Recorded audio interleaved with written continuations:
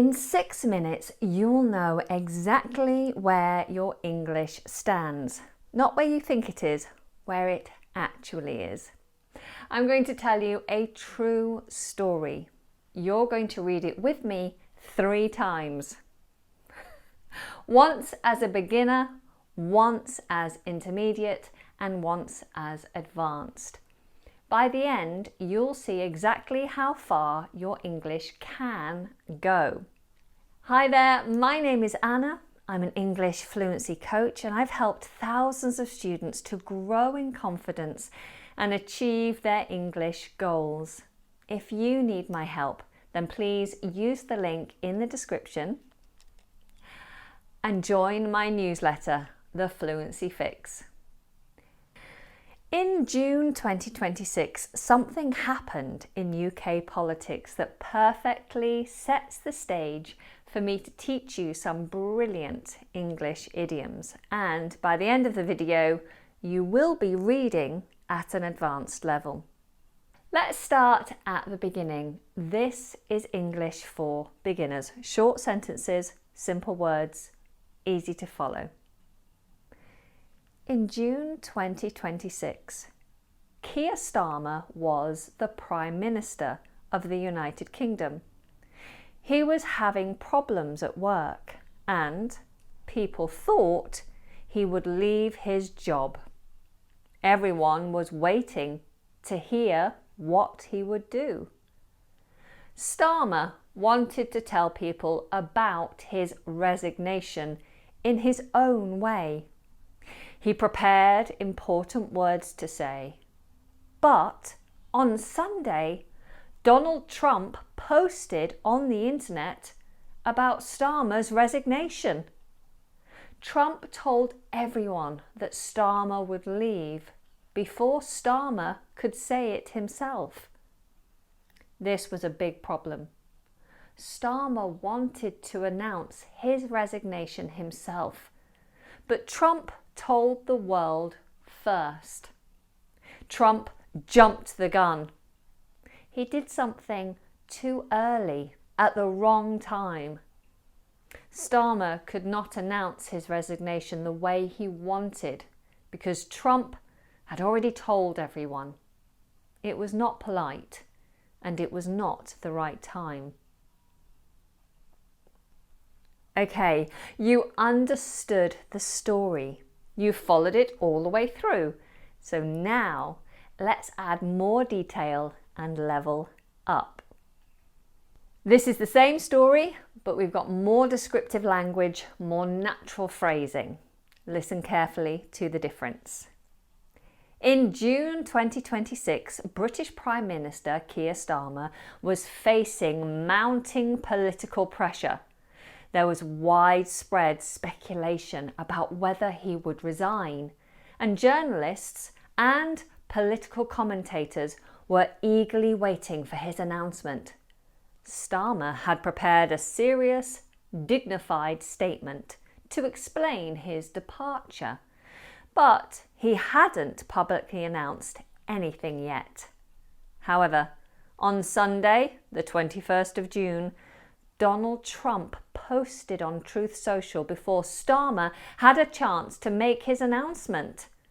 Trump wrote that Starmer would resign as Prime Minister and criticised his policies on immigration and energy. This was extremely poor timing. Starmer had not yet announced his own resignation publicly, so Trump had essentially jumped the gun.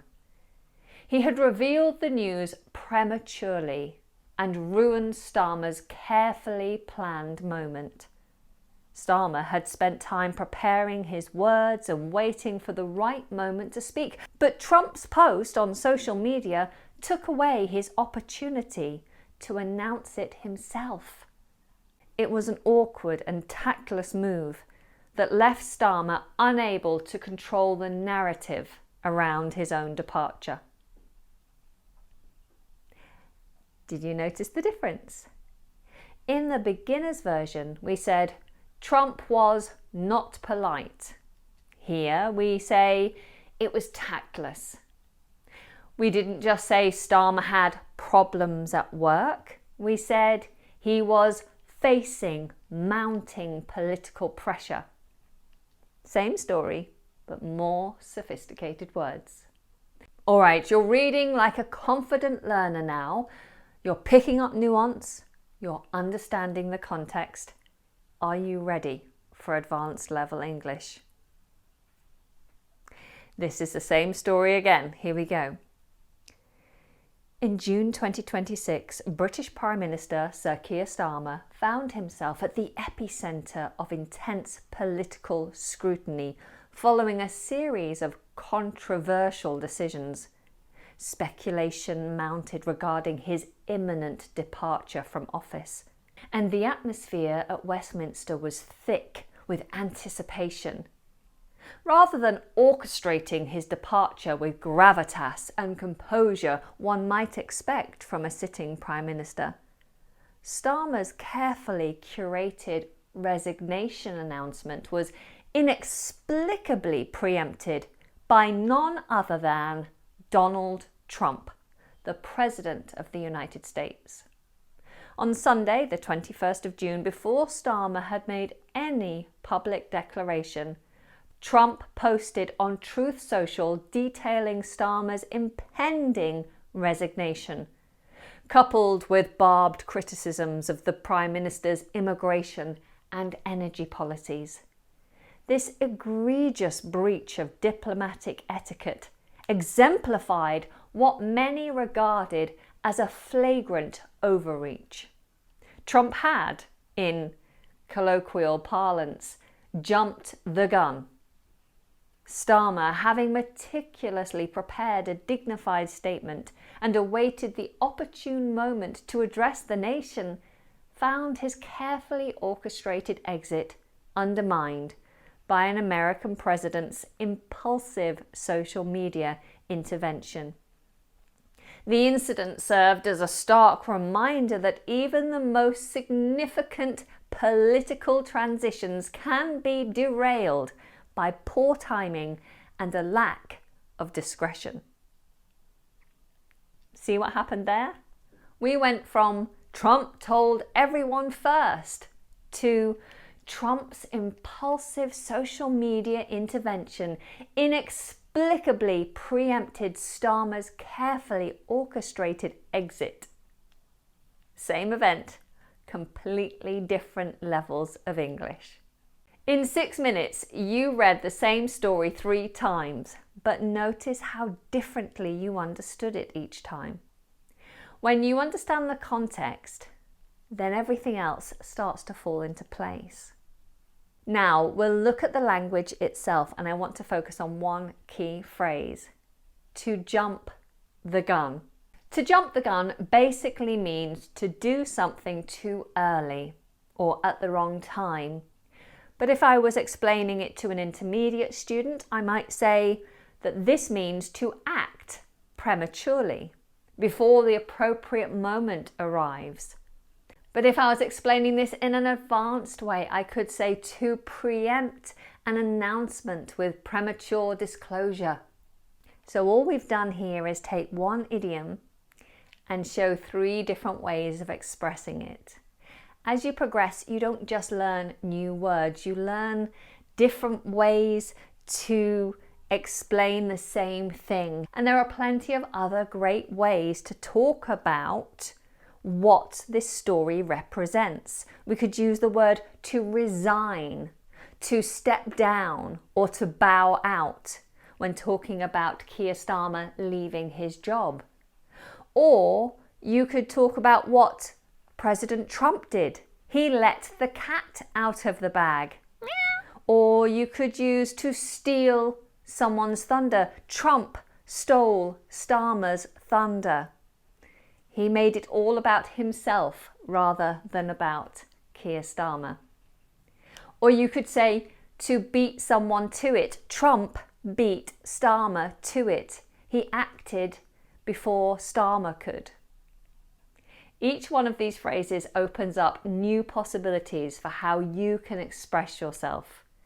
And that's how you grow your English confidence and skills.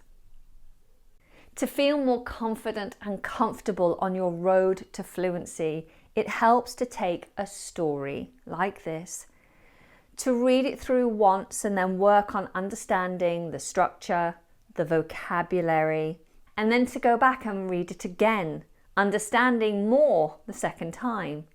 And then a third time, understanding even more and understanding it on a deeper level. That's how fluency is built. You have to deeply understand something by revisiting it a number of times. So here's a question for you. Where are you on your journey? Are you at the beginner stage? Did you struggle to keep up with the story once we moved past that first reading? Or are you intermediate, confident but hungry for more sophistication? Or are you advanced, reading the C1, C2 version and thinking, yes, I can do this? Please let me know in the comments because I genuinely want to know where you're at. And don't forget to grab the free worksheet that comes with this lesson. You can use the QR code on screen now or the link below that's in the description. It includes reading comprehension, idiom practice and real life scenarios. And there's also a space for you to share your own story. You can print it, work through it and activate the language. That's all from me for today. Thank you for joining. Until next time, take care and goodbye.